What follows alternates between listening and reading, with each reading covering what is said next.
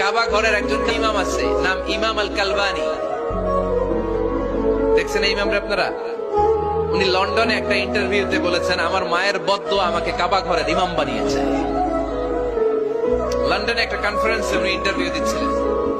ওনাকে বলা হলো, কাবার সব ইমাম সাদা ইমাম, আপনি কালো মানুষ, কেমনি ইমাম হইলেন? উনি বললেন, আমার মায়ের বদদোয়া আজকে আমাকে কাবা ঘরের ইমাম বানিয়েছে।